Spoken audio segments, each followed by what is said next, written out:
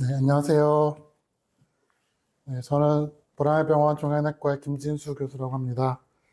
오늘은 이제 공지드린 대로 대장암의 항암 치료에 대해서 다뤄보려고 하고요.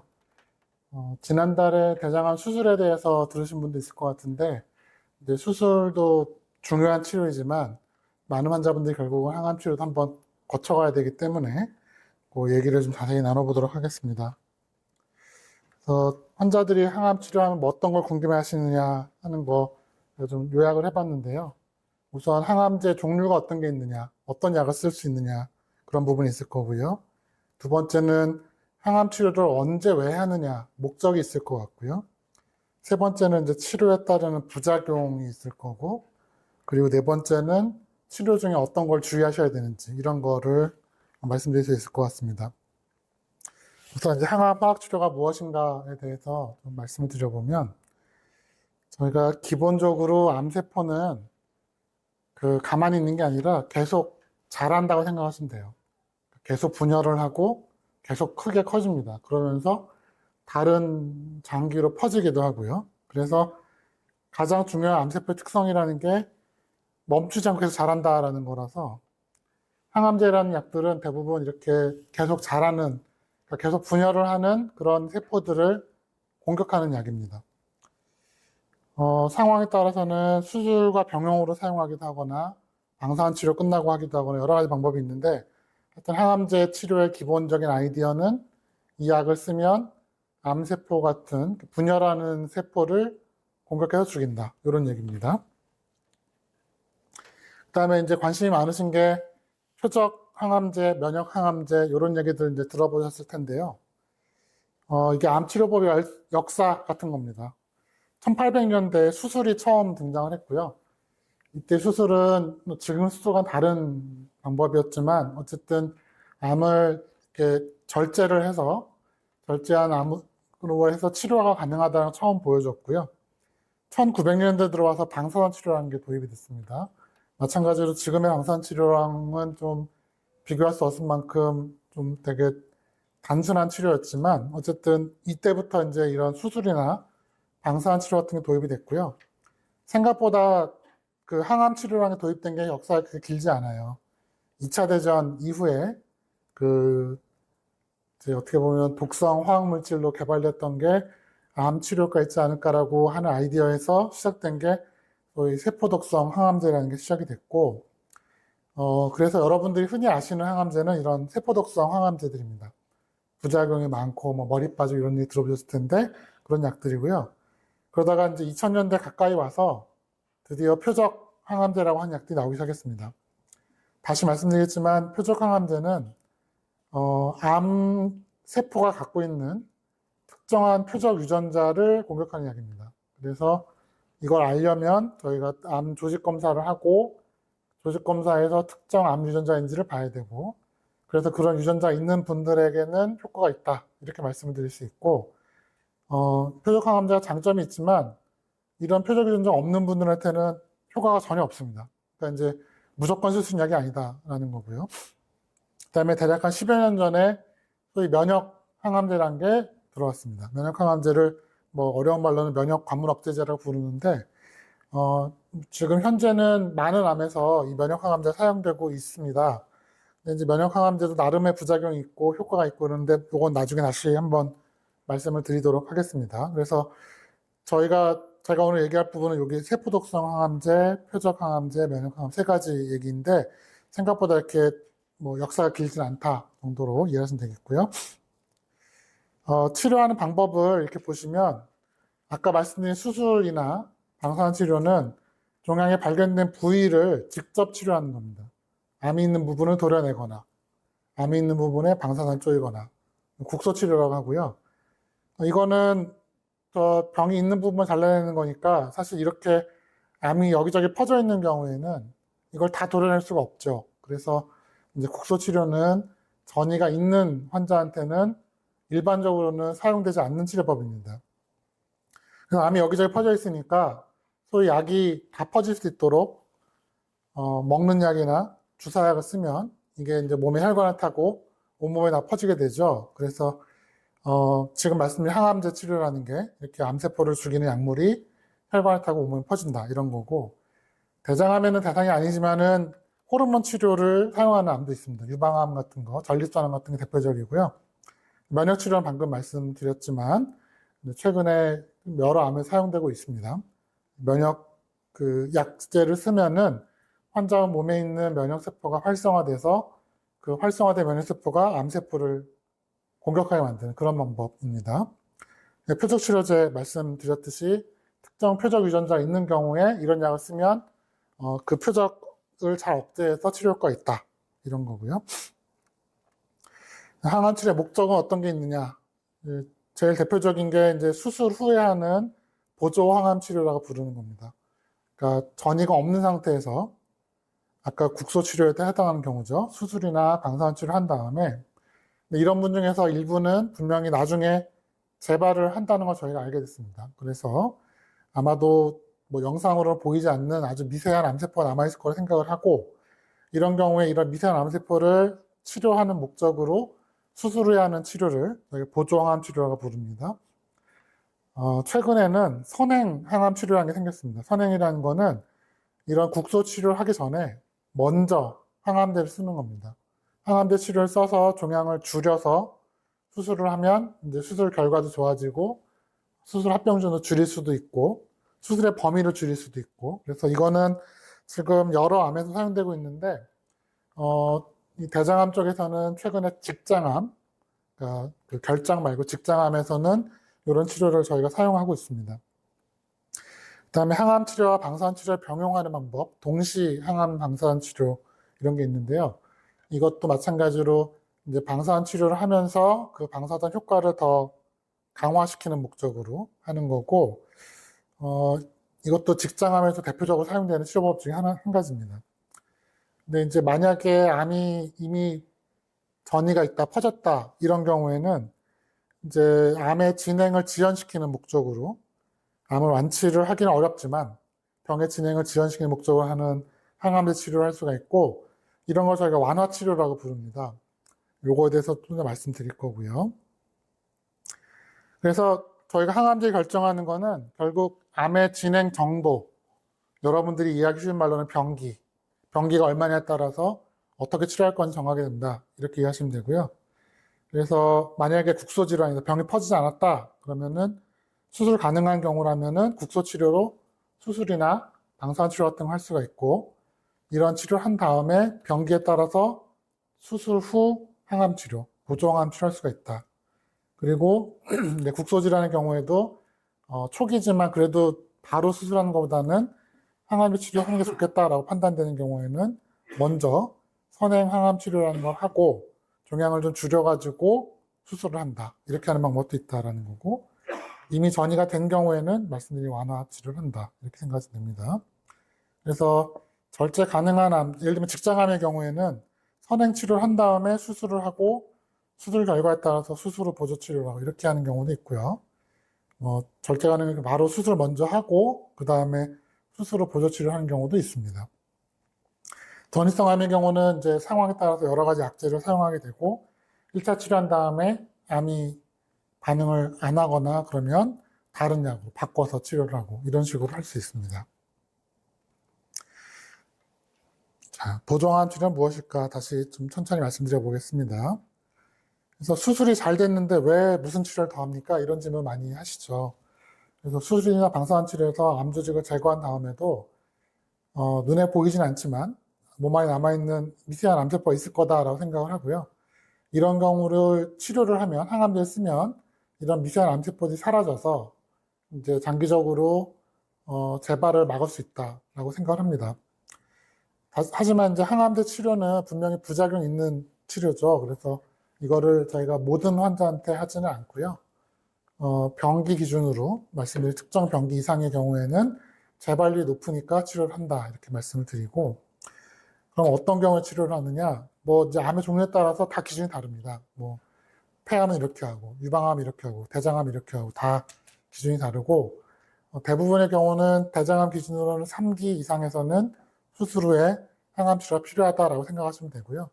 대장암 3기라는 거는 종양 크기가 큰 경우도 있고 주변 임파선 전이가 있는 경우도 있고 그렇습니다. 그러면 어떻게 치료를 하느냐? 이게 이제 결정암과 직장암이 다른데요. 일단 결정암부터 보면은 저희가 표준으로 사용하는 방법은 뭐 약제 이름 모르셔도 되고 이런 두 가지 방법이 있다라고 생각하시면 되고요. 이 위의 방법은 2주 간격으로 반복이 되고 총 12번을 하고요. 모두 주사제를 씁니다. 그래서 주사제를 2주마다 맞으시는 거고 이게 투여하는 시간이 꼬박 이틀 정도 걸리기 때문에 입원해서 맞는 경우도 많이 있고요. 요즘에는 홈펌프라고 그래서 요거를 그 주머니처럼 달고 통원 치료하는 경우도 있습니다. 실제로 주사실 가보시면 이렇게 하시는 분이 많이 있고요. 그다음에 다른 방법은 먹는 약을 병용하는 방법인데 요거는 이제 먹는 약과 주사를 같이 쓰고요. 대신에 주사 한 가지만 쓰니까 맞는 시간이 짧습니다. 그래서 주사 맞는 시간이 한 2시간 반 안팎이면 끝나고요. 3주 간격으로 총 8번. 그러니까 기간은 두 가지 방법 모두 6개월 정도 생각을 하시면 되고, 이 두 가지 방법에서 치료의 효과나 부작용은 크게 차이 나지는 않습니다. 다른 점은 한쪽은 입원을 할 수도 있고 아니면은 주머니 달고 통원 치료한다니까 좀 불편할 수 있다라는 거고, 한쪽은 통원 치료인데 먹는 약을 가지고 다니시는 거니까 항암제를 복용하면서 치료한다 이런 거죠. 그리고 아까 말씀드린 표적 항암제나 면역 항암제나 이런 거는 이게 이제 대장암 결정암에서 수술 전후 치료로서는 아직은 효과가 충분히 검증이 되지 않아서 사용되고 있지 않습니다. 표준 치료는 이렇게 두 가지라고 보시면 되고요. 직장암은 조금 복잡한데, 직장암은 이제 선행 치료를 하느냐 안 하느냐에 따라 좀 달라질 수가 있습니다. 전이가 없는 경우에 저희가 직장암 경우는 수술 전에 선행 치료라는 걸 많이 해왔고요. 방법은 크게 두 가지인데 하나는 항암 치료와 방사선 치료 병용하는 방법. 저희가 통상적으로 하는 방법은 먹는 항암제를 드시면서 방사선 치료를 한 4, 5주 정도 하고 그리고 줄여가지고 수술하는 방법. 이걸 많이 했습니다. 선행 치료를 한 경우에는 그래서 수술 후 병기에 따라서 먹는 약 단독으로 쓸 수도 있고 아니면 위와 비슷하게 항암 치료를 할 수도 있고 그렇고요.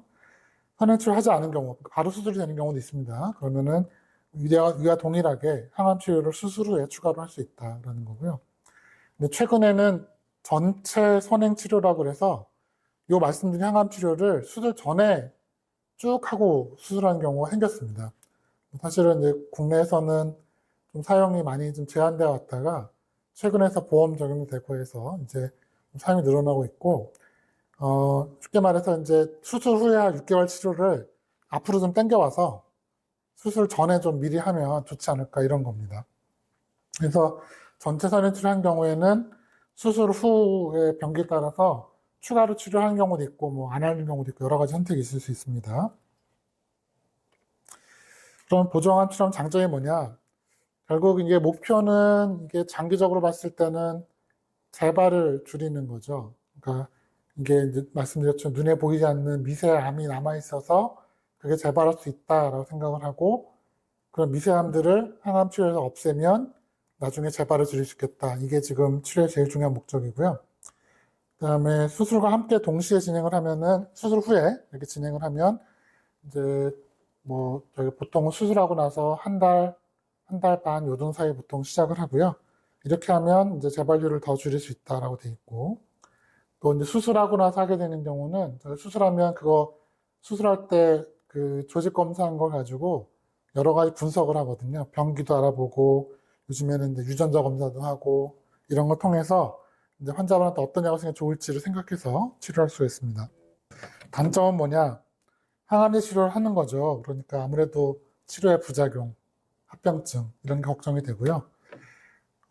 사실 뭐 나중에 부작용 뭐 설명드리겠지만 요즘에는 이런 부작용이 많이 힘들지는 않으셔서 뭐 부작용 때 못하겠다 이런 정도는 많지는 않고요. 또 상황에 따라서는 치료 기간을 단축하거나 아니면은 치료할 때 쓰는 약을 좀 줄여서 쓰거나 이런 식으로 해서 좀 힘들지 않게 이렇게 치료하는 방법도 있습니다. 하지만 어쨌든 추가로 치료하는 거니까 치료를 하면은 치료에 따른 부작용이 생길 수가 있다라는 게 문제고요. 또 수술하고 나서 바로 치료를 하는 게 좋은데, 보통 아까 말씀드린 4주 안팎, 뭐 늦어 6주 이렇게 말씀드리는데, 수술하고 나서 수술한 부위에 뭔가 합병이 생겨가지고 치료를 못 하시는 분들도 있습니다. 그 수술한 자리가 덧나가지고 바로 수술을 못 하고 지연되고, 그래서 시간이 많이 지나서 오면은 그때는 이제 더 이상 항암 치료의 의미가 없어질 수 있거든요. 그런 부분이 있고, 아까 말씀드린 부작용 부분 다시 한번 자세히 설명을 드리겠습니다. 그다음에 선행 치료를 말씀드리겠는데, 선행 치료는 현재 직장암에서만 주로 사용되고 있습니다. 그래서 수술 예정인데 그 전에 수술하기 전에 먼저 항암 치료를 합시다 이렇게 얘기 들으신 경우가 있을 건데요. 이게 뭐냐면 저희가 일반적으로 그러니까 수술이나 방사치료처럼 종양을 줄이는 이런 수술하기 전에 치료 효과를 높이기 위해서 암을 줄이는 치료로서 항암제를 선택하는 것, 이거를 선행이라고 부르고요. 항암 치료에서 종양이 줄어들고 나면 이제 수술을 할때 수술의 범위도 좀 줄이는 경우도 가능하고, 또 수술하기가 어려운 상태였는데 이 정도면 수술할 수 있겠다, 이렇게 잘라낼 수 있겠다 하는 경우도 생길 수가 있고, 또 장기적으로는 이렇게 치료를 하면 이제 재발률을 더 줄일 수 있다, 그러니까 보조 치료보다 낫다, 이런 게 데이터가 있습니다. 그래서 국내에서는 올해 10월부터 직장암에서 이런 전체 선행 항암 치료가 보험 적용이 되기 시작했습니다. 그래서 지금 저희가 사용할 수 있고요. 근데 다만 결장암에서는 전이가 없는 경우에 이런 항암제를 먼저 쓰고 수술하면 좋은가? 그건 아직까지 데이터가 좀 충분하지 않습니다. 그러면 이렇게 하면 장점이 뭐냐? 뭐 계속 말씀드렸지만 종양을 줄여서 수술하는 거니까 뭐 잘 하면은 장기를 좀 더 덜 잘라낼 수 있다, 이런 거죠. 그러니까 뭐 예를 들면 직장암이라고 하면 위치상 이제 수술하다 보면은 잘못하면은 항문을 포기해야 되는 수가 있거든요. 그런데 이렇게 선행 치료를 해서 암이 잘 줄어들면은 항문을 잘라내지 않고 수술을 할 수도 있습니다. 그러면은 장기를 보존하는 거니까 환자분이 훨씬 더 편하게 살 수 있겠죠. 또 뭐 반드시 그렇지는 않겠지만은 지금 당장은 수술하려면 좀 어렵다라고 하는 암 환자분들에서 이런 치료를 해서 암이 줄어들면은 그래도 이 정도는 수술해 볼 수 있겠다, 줄여보겠다, 이런 게 가능할 수가 있고요. 그다음에 저희가 또 중요하게 보는 거는 이렇게 항암 치료를 하고 나서 수술을 하면 이 약이 얼마나 잘 들었나를 볼 수가 있습니다. 조직 검사에서 암세포가 얼마나 죽었나를 보면 이 항암 치료를 하고 얼마나 암이 잘 들었나 알 수가 있고요. 그럼 그걸 가지고 저희가 후속 치료 어떻게 해야 되겠다라고 생각할 수가 있습니다. 그리고 제일 중요한 거는 이게 결국 이 선행 치료하는 목적이 초기 환자한테 하는 건 아니고요. 대부분의 경우는 그래도 한 2, 3기 정도 진행된 환자에서 하게 되고, 이런 분들은 결국 다른 장기로 암이 퍼질 가능성이 높기 때문에 그러니까 이런 전이가 되는 거를 좀 더 빨리 항암 치료하자, 이런 개념이기도 합니다. 생각해 보시면 그 수술을 하고 나서 항암 치료하는 경우에는 이제 수술하고 회복될 때까지 기다려야 되니까 보통 한 달은 기다리고 한 달 반 기다리니까 혹시라도 그동안에 암이 재발을 하거나 퍼지거나 이럴 수도 있지 않겠냐, 이런 염려가 있는 거거든요. 그래서 먼저 항암 치료를 하면은 그걸 좀 예방할 수 있다, 이런 게 선행 치료의 장점이라고 할 수가 있습니다. 선행 치료 단점은 뭐냐? 항암제 치료가 많이 발전하긴 했는데 그래도 이렇게 해도 안 되는 경우가 있죠. 항암 치료 안 듣는 분들도 분명히 있고요. 여러 가지 부작용이 생길 수 있는데, 말씀드렸듯이 이런 선행 치료를 하는 게 주로는 직장암이라고 했잖아요. 직장암이 있는 위치가 이제 항문 근처 쪽이니까 이런 치료를 하고 나면은, 특히나 이제 방사선치료 병행하는 경우에는 배변장애나 성기능장애나 뭐 이런 부작용이 생기는 분들이 흔히 있습니다. 그다음에 이제 부작용 부분인데, 이제 다른 부분은 뭐냐면, 이제 워낙 수술을 하려고 했잖아요. 저희가 수술을 하려고 했고, 수술하기 전에 좀 종양을 줄여서 수술을 수월하게 해보겠다, 그렇게 했는데, 근데 항암 치료했는데 항암 치료 부작용이 너무 심해가지고 아무것도 못하게 되는 분들 생깁니다. 수술도 못하겠다, 힘들어서. 그래서 이제 그런 경우는 좀 안타까운 경우죠. 특히나 이제 나이가 많으신 분이거나 아니면 여러 가지 동반 질환이 있어서 이제 치료에 부작용이 잘 생기는 경우에는 이제 어떻게 보면은 이렇게 선행 치료를 하다가 오히려 수술까지 못하게 되는 경우가 생길 수도 있다라는 거죠. 그다음에 이런 치료에 따르는 장기적인 부작용인데 이건 나중에 한 번 더 말씀드리겠지만 방사선 치료에 따르는 부작용도 있고 항암제 치료에 따르는 부작용도 있을 수 있습니다. 그리고 이제 치료 효과가 모든 환자가 다 있는 게 아니거든요. 뭐 저기 어려운 말 써놨습니다만 쉽게 말해서 그냥 항암제 썼는데 효과가 좀 좋은데 모든 환자가 다 듣는 게 아니니까 누구는 치료에서 효과를 받고 누구는 치료했는데 뭐 약이 듣지도 않고 부작용이 생기고 이럴 수가 있다는 거죠. 그래서 이거를 저희가 미리 예측할 수 있는 게 아니기 때문에 어렵지만 이런 치료를 했을 때 무조건 좋은 점만 있는 건 아니다. 그렇게 이해하시면 되겠습니다. 완화 치료는 뭐냐? 네, 말씀드린 것처럼 처음 진단 시부터 암이 국소 부위에 있으면은 수술하고 이렇게 치료하면 되는데 안타깝게도 처음부터 전이가 있는 분들, 대장암 같은 경우는 이제 간이나 폐 같은 곳에서 전이를 잘 하고요. 전이가 있는 경우도 있고 또 수술하고 여러 치료했는데 불구하고 암이 재발하는 경우가 있습니다. 이런 경우에 저희가 이걸 다 제거할 수 없겠다라고 판단이 되면은 이런 거를 저희가 이제 소위 사기암, 재발암 이렇게 부르고 이런 경우에 하는 치료를 완화 항암 치료라고 합니다. 치료는 이제 전이암이 된 경우에 이게 더 빨리 퍼지지 않도록 그러니까 진행 속도를 늦추고 또 암이 줄어들면은 암으로 인한 증상도 완화가 될 거고 결국 장기적으로는 그렇게 해서 환자분께서 좀 더 편하게 좀 더 오래 사실 수 있도록 하는 걸 목적으로 진행되는 거를 완화 항암 치료라고 부르고요. 이 경우에는 이제 얼마큼 하겠다 정해놓고 하는 게 아니고 이 약이 잘 듣고 있는가 저희가 정기적으로 CT 검사 같은 걸 해서 암이 줄어드는지 확인을 하고요. 효과가 있으면 그 치료를 계속 할 수 있고 효과가 없으면은 중단하고 다른 데로 바꿔야 되고 그런 게 있고 또 하나는 부작용을 봅니다. 항암 치료라는 게 부작용이 없을 수는 없죠. 그래서 항암 치료하는 부작용이 생기는데 그 부작용이 좀 견디기 어렵다. 그러면은 약제를 조절을 해보거나 뭐 정 안 되면 끊거나 이렇게 할 수도 있습니다. 그래서 이제 이 완화 치료의 경우에는 몇 번 합니다. 이런 게 없습니다.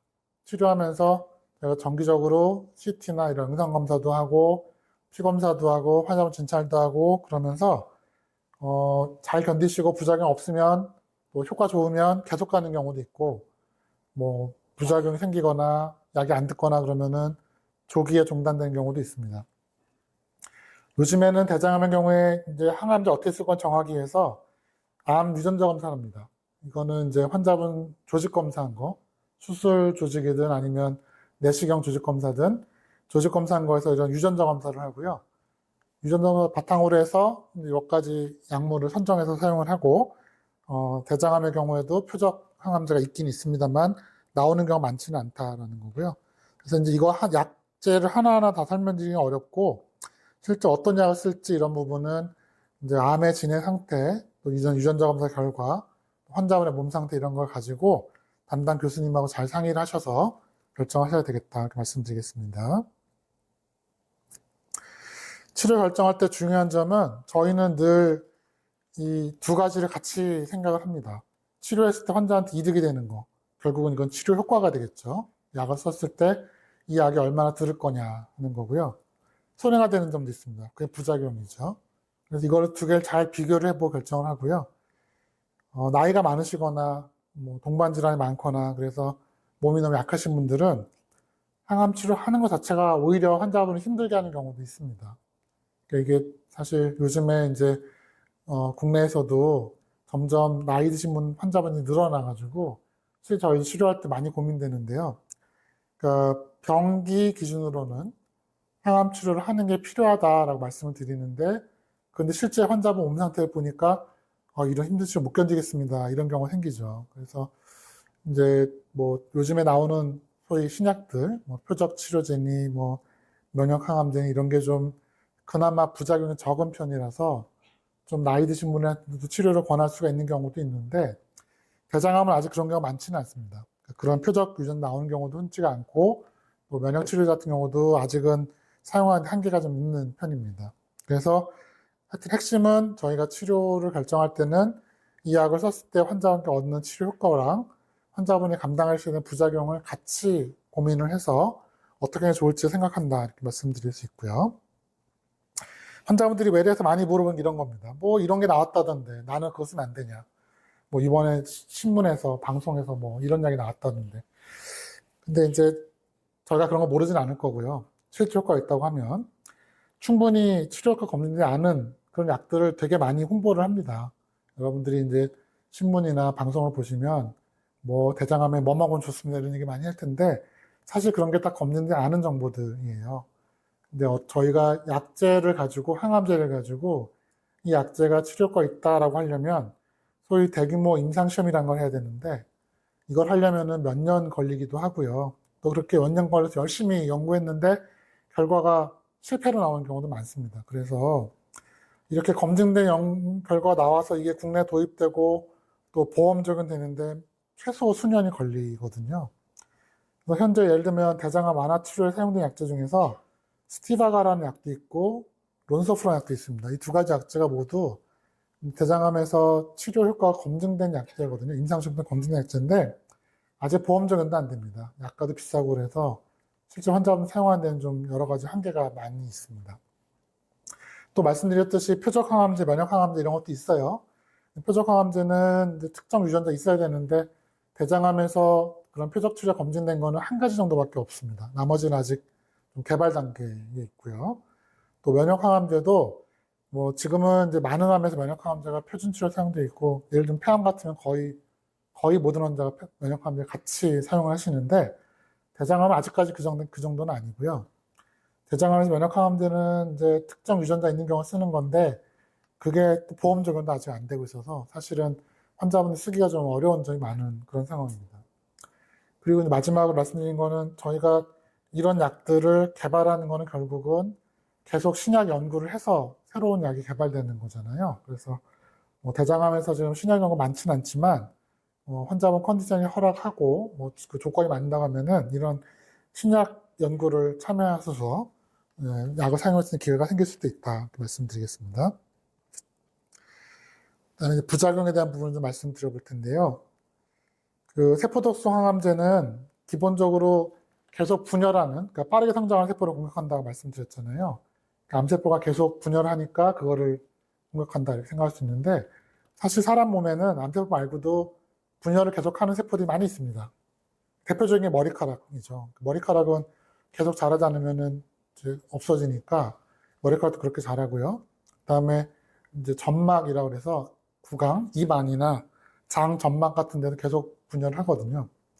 그러니까 이제 항암 치료를 하면은 이런 세포들이 분열이 멈추게 되죠. 머리카락이 빠지고 입안이 헐고 배가 아프고 장점막 이런 게 생깁니다.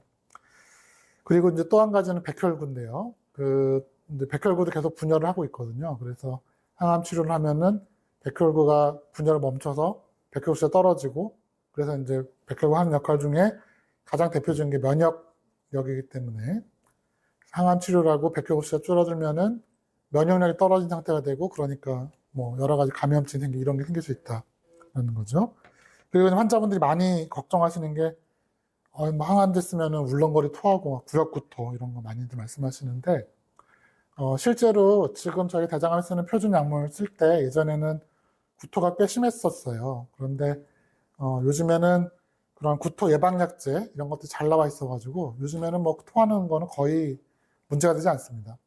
토하시는 분 있을 수도 있으나 요즘에는 구토는 대장암 경우는 거의 문제되지 않는다. 이렇게 하시면 되겠습니다.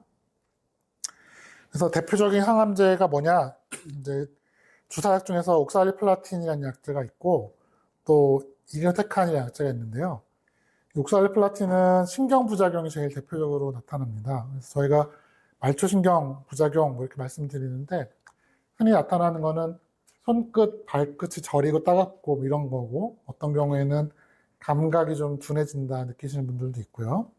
그리고 날씨가 쌀쌀해지는데 차가운 곳에 예민해지는 분도 있습니다. 그래서 찬 거 만지거나 찬물 마시거나 이러면 좀 저릿저릿하게 이렇게 느끼시는 분도 있습니다. 그런데 이제 이런 차가운 곳에 예민해지는 거는 사실은 부작용이 생기긴 하지만 주사 맞고 뭐 하루 이틀 정도가 없어지고요. 후유증이 남는 건 아니에요. 그런데 이 말초신경 부작용, 손끝 저림 증상은 항암 치료를 멈춰도 완전히 돌아오지 않는 분들이 꽤 있습니다. 그러니까 계속 저리다, 불편하다 이런 분들이 있습니다. 그다음에 백혈구 수술을 말씀드렸고, 뭐 나머지는 뭐 공통적인 거고요.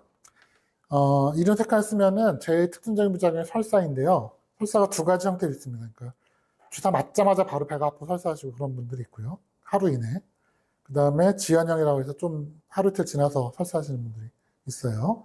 이 설사는 뭐 마찬가지로 그 지사제, 설사 멈추는 약을 쓰면은 대부분 큰 문제는 없습니다.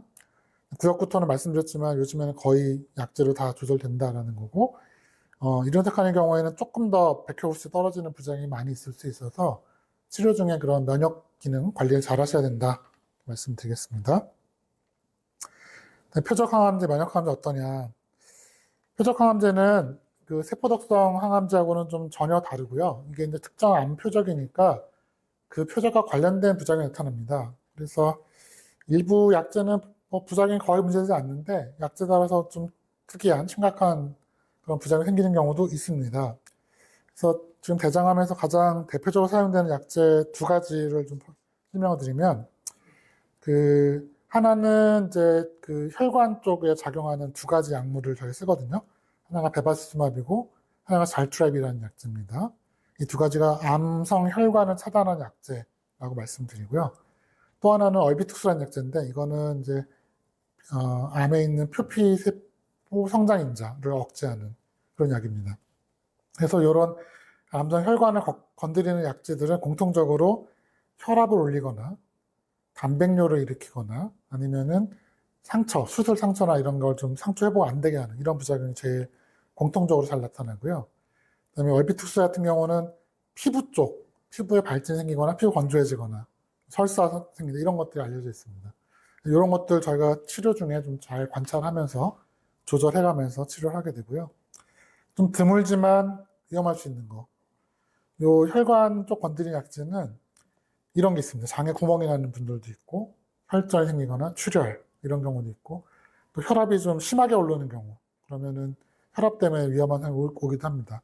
요런 상황들은 사실은, 빈도는 되게 낮아요. 1%도 안 됩니다. 그래서 드물지만 생기면 좀 조심할 수 있는 부작용이다. 이렇게 말씀드리고요. 얼비투스의 경우에는 과민 반응이라는 게 있는데, 마찬가지로 흔하지는 않고요. 이건 알레르기 반응 같은 거라서 저희 미리 알 수 있는 것도 아니고, 투여를 하다가 나타나면 조절하면서 치료하면 되고, 대개는 마찬가지로 흔하지 않고 뭐 조절 가능할 수 있다 이렇게 말씀드리겠습니다. 면역 항암제 얘기인데, 면역 항암제는 아까 말씀드린 것처럼 이 약이 직접 암세포를 공격하는 게 아니고, 이거는 환자 몸에 있는 면역 세포를 활성화시켜서 깨워가지고 암을 공격하게 만드는 그런 약제거든요. 그래서 이 활성화된 면역 세포가 암세포를 공격하면은 그게 치료 효과가 되고요. 그게 정상 장기를 건드리면은 부작용이 됩니다. 그래서 저희가 설명할 때는 이 면역 항암제 관련된 부작용은 일종의 자기 몸에 대한 반응, 자가 면역 반응이다라고 설명을 드리고요. 여러 가지 나타날 수 있는데, 이제 저희 대표적인 게 여러 가지 호르몬 수치 변화, 뭐 갑상선 기능이 바뀐다든지, 뭐 당뇨가 없던 게 생긴다든지 이런 것들이 알려져 있고, 그다음에 뭐 장염, 설사 이런 거 나타날 수 있는데, 이게 이제 면역 항암제 부작용은 또 마찬가지로 워낙 다양하게 나타나서 하나하나 다 말씀드리기는 좀 어렵고 여러 가지 생길 수 있다 정도로 이해하시면 될 것 같습니다. 그다음에 이제 환자분들이 실제 많이 궁금하시는 질문이 저 완치됩니까? 라고 물어보세요. 근데 이제 완치라는 걸 어떻게 보느냐 하는 건데 저희가 말하는 완치라는 거는 5년 동안 생존하시는 거를 말합니다. 사실은 이게 환자분들 이해하시는 완치랑은 다를 수 있어요. 환자분들은 암이 다 없어지는 걸 말씀하실 텐데 사실 암이 다 없어지는 거는 쉽지 않은 경우가 많다고 설명드렸죠. 그래서 초기일수록 생존이 좋습니다. 1기면은 뭐 90% 이상 되고 이거는 다른 장기에 퍼지지 않은 상태라고 말씀드리는 거고 2기면은 한 75%, 80%, 90%까지 갈 수도 있다라는 건데 이것도 마찬가지로 아직은 초기 단계라고 설명드리고요. 3기만 돼도 벌써 생존이 절반으로 떨어지죠.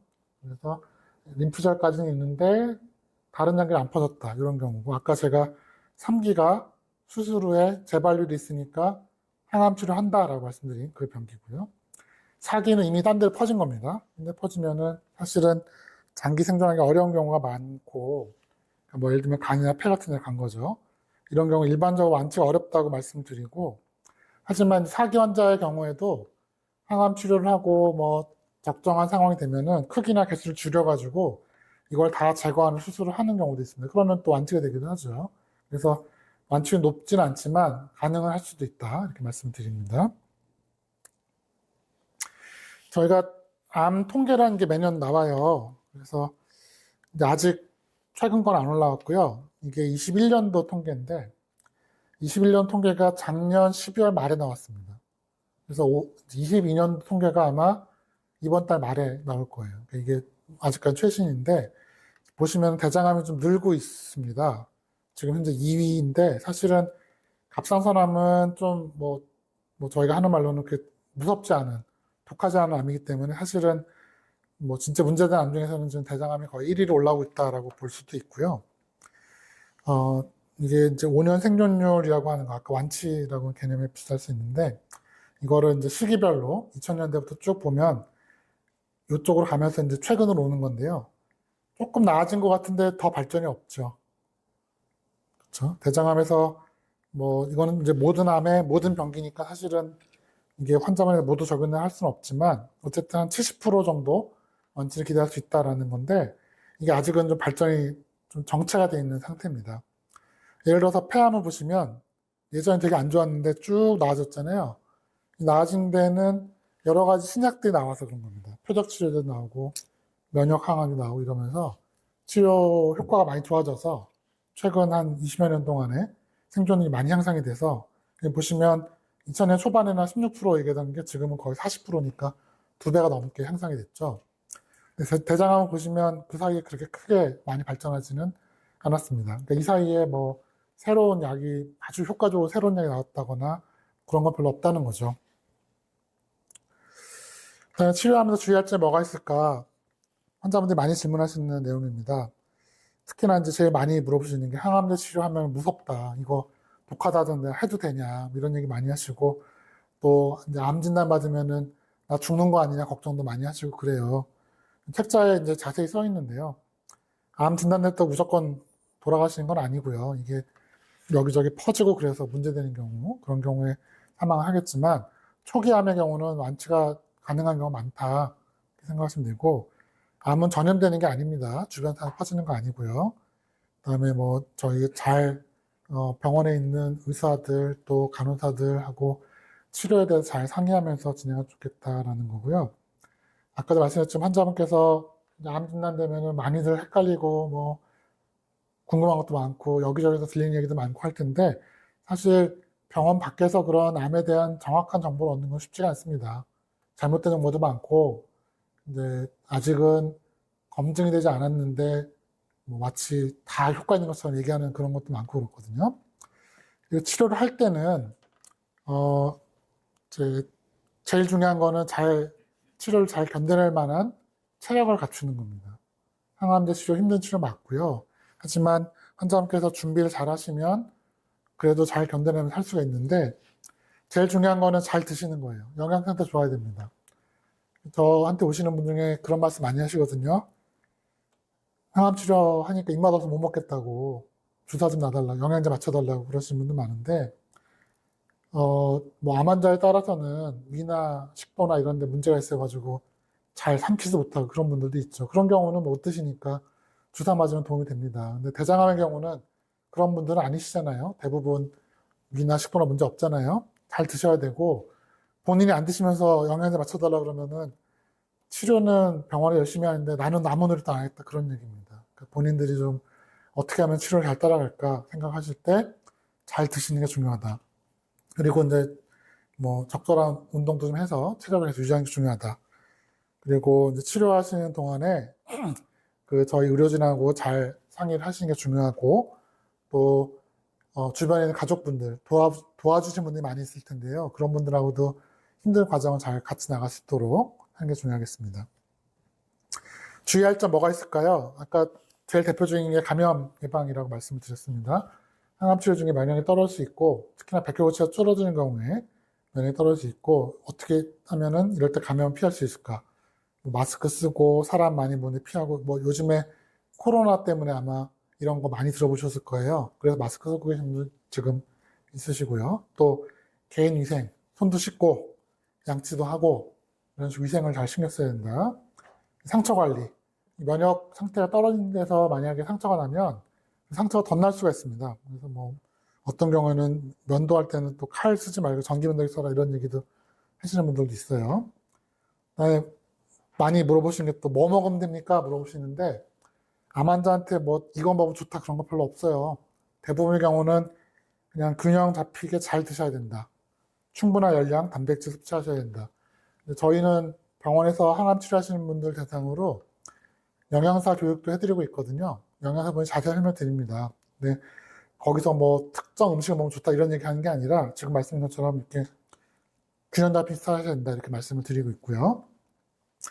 또 이제 이 면역력이 떨어진 상태가 되면 날 음식 드시다가 위험한 경우가 생길 수 있습니다. 거기 그 익히지 않은 음식 이런 데에 아주 적은 양의 균들이 들어있을 수가 있거든요.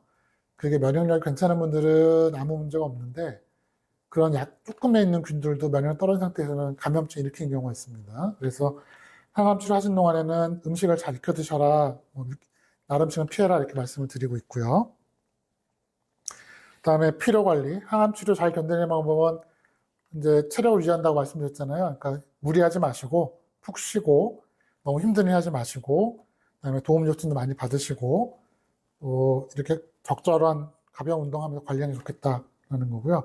아까 말씀드린 그 표적 치료제 부작용 때문에 출혈이나 피부 부작용 생기는 분들이 있거든요. 그래서 이런 거 좀 관리를 잘 하시면서 조절하는 게 좋겠습니다.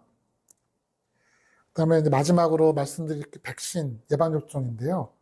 환자분들이 백신 많이 물어보세요. 특히 가을 되면은 이런저런 백신 맞는 거 연락이 올 거예요. 물어보시는데, 제가 권장하는 백신은 우선은 이렇게 세 가지 정도는 있습니다. 독감, 인플루엔자, 독감 백신은 있고요. 독감은 매년 맞는 거예요. 매년 가을 되면 맞으셔야 됩니다. 항암 치료 중에도 할 수는 있습니다만, 나중에 말씀드리겠습니다. 그 다음에 또 한 가지가 이제 폐렴, 폐구균, 우리말로는 사슬알균 이렇게 부르는데, 폐구균 백신이 있고, 약이 두 가지가 있습니다. 13가, 23가 두 개 있는데, 제가 백신하고 자세히 설명드릴 건 아니고, 이것도 필요하다. 그 다음에 요즘에 코로나 백신, 코로나는 뭐 이미 여러 번 맞으셨겠지만은, 항암 치료하는 환자도 면역이 떨어졌기 때문에 코로나 백신 맞는 거 권장을 하고 있습니다. 맞는 게 좋고요. 이거 말고도 다른 백신들이 많이 있는데요. 그걸 제가 백신을 하나하나 다 말씀드릴 수는 없어요. 제가 백신 전문가도 아니고 해서 중요한 거 말씀드린 거고, 맞으면 안 되는 건 뭐가 있냐. 대표적인 여러 가지 생백신이라고 하는 겁니다. 생백신이 뭐냐면, 생백신은 그러니까 실제 그 바이러스가 들어가는 거고요. 바이러스가 좀 약하게 된 겁니다. 그러니까 백신 방법이 여러 가지가 있는데, 살아있는 바이러스를 좀 약하게 해서 주입하는 백신도 있거든요. 이런 거는 면역력 떨어진 분이 맞으면은 감염증이 생길 수도 있습니다. 그래서 이건 좀 조심해야 된다. 그 다음에 언제 맞는 게 좋냐 물어보십니다. 항암 치료하는 동안에 주사 맞고 막 몸이 한참 힘들었는데 거기 백신 맞으면은 고생만 하실 수 있고 또 항암 치료하면은 백신 맞고 그런 면역 반응 잘 안 생길 수 있습니다. 그래서 항암 치료 전에 직전에 맞고 하거나 아니면은 치료 맞고 좀 힘들었다고 회복할 때 이때 하는 게 좋습니다. 폐렴 같은 경우는 저는 이제 항암 치료 시작하기 전에 미리 다 맞춰드리려고 노력을 하고 있고요. 뭐 2주 전에 하면 좋다고 하는데 그렇게까지 하기는 어렵고 하여튼 항암 치료 전에 최소한 1주, 2주 전에는 맞는 게 좋다라는 거고 이게 놓쳤다 그러면은 치료 끝나고 나서 항암 치료가 끝나고 나서 좀 회복기에서 하는 게 좋다 이렇게 말씀드릴 수가 있습니다. 아마 이게 마지막일 겁니다. 네, 감사합니다.